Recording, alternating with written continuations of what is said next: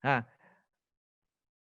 ini kalau misalnya panitia mau bikin tugas nih ke peserta yang sekarang, disuruh jalan aja besok pagi atau nanti sore, terus kira-kira bisa diisi nggak? Gitu.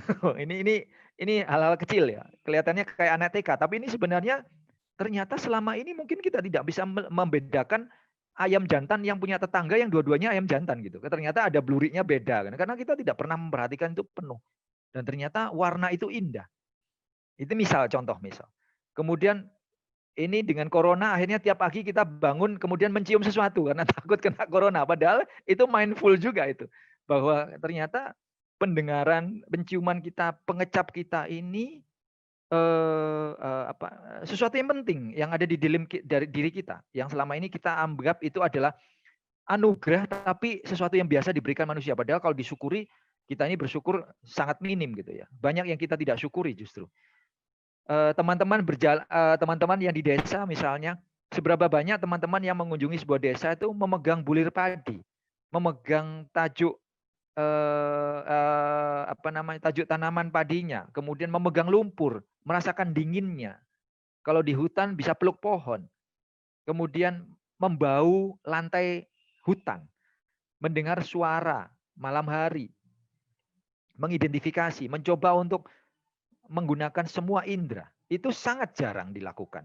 Itu yang sebenarnya dilakukan dalam proses eco healing. Karena kebanyakan eco healing ini mengajarkan itu bukan mengajarkan sesuatu yang baru, tapi sebenarnya mengingatkan kembali bahwa apa yang ada di dalam tubuh manusia itu ternyata peserta dari eco healing ini di program kampung ini kebanyakan mereka tidak menyadari apa yang mereka peroleh selama ini karena dianggap sebagai otomatis hidup. Ini ya, ini pertanyaan-pertanyaan yang mungkin bisa dikolaborasikan supaya tidak terlalu. Nah, ini forest bathing yang tadi saya katakan. Di Amerika, forest bathing digunakan untuk anger management, mengontrol emosi, orang bunuh diri dan segala macam. Itu pakai forest bathing. Suruh masuk hutan, ditinggal sekian jam, sebelumnya diapain, dikasih beberapa pertanyaan dasar, kemudian ditinggal, kemudian balik lagi ditanya lagi. Dan itu improvingnya a lot ya, banyak sekali. Termasuk saya lupa perusahaan mana di Prancis itu sejak 2009 kalau nggak salah itu mewajibkan para stafnya tidur nyenyak siang 1 jam. Jika tidak akan dipotong gajinya. Jadi itu wajib. Karena apa? Ternyata di balik cerita itu pengambil kebijakan itu ingin mereka mindful sleeping.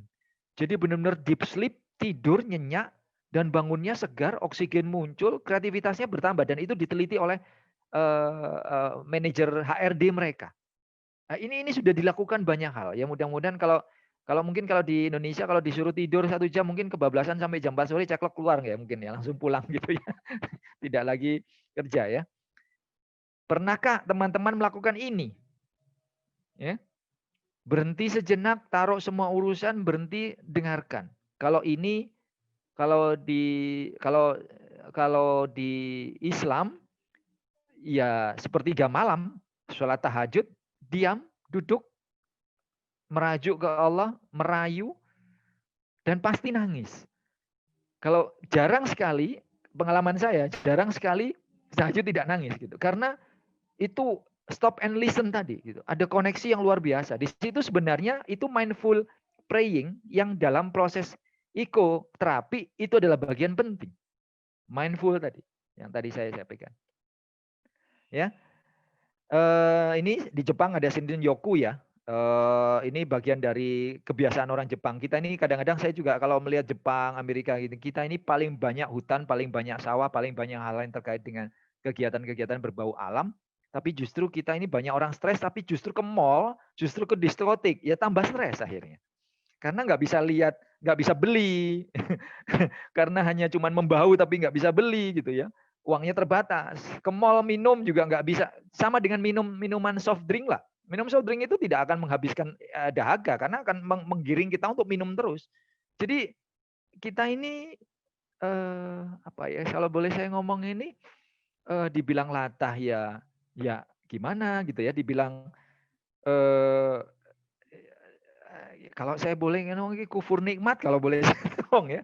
Tidak menyadari bahwa fitrah manusia dengan konsep tadi escape tadi, tapi nyarinya tempat yang salah gitu ya. Membutuhkan sepeda tapi belinya motor begitu ya. Membutuhkan ketenangan hati larinya ke mall. Akhirnya tambah melihat mantannya tambah rusak gitu kan.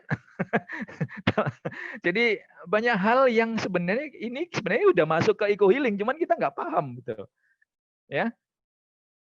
Ini tadi ada hubungannya dengan energi manajemen, ada hubungannya dengan Shinrin Yoku, mandi hutan, bukan mandi kembang ya, mandi hutan, kemudian tadabur ke alam kalau kita ngomong, muhasabah diri, dan kalau kita nggak punya hutan, nggak punya ini ya kita menanam tanaman. Ada beberapa terapis yang dilakukan oleh teman-teman psikolog kepada orang-orang stres justru disuruh menanam tanaman dan mengajak tanaman itu berbicara. Karena bagaimanapun juga, saya lupa ayatnya, bahwa alam itu berzikir. Hanya kemampuan telinga kita tidak mampu untuk melihat itu. Jadi pada saat kita melakukan kebaikan, seluruh semesta itu mendoakan kita saat itu juga. Itu sebenarnya bagian dari zikir. Karena doa, zikir, ngaji, sholat itu adalah proses eco healing. Ini tidak banyak dipahami oleh teman-teman yang sebagian besar umat muslim di Indonesia kurang memanai proses-proses seperti itu. Hanya sebagian kecil saja. Nah, saya mungkin mau izin share film. Ada film satu yang saya mau share menarik sebentar ya. Ini share bismillah. Silakan Pak. Haryadi. Ditarik Pak itu gambarnya, yang kotaknya Pak. Oh sorry, ini ya. Ya, biar kelihatan gede.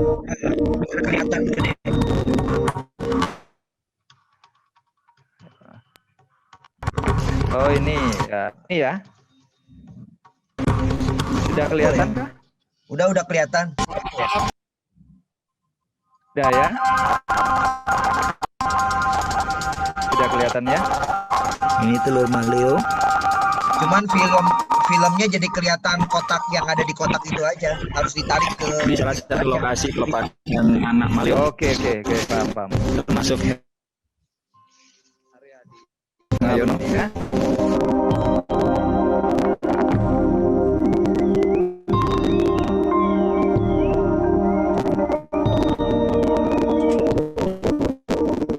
Oke Pak, oke.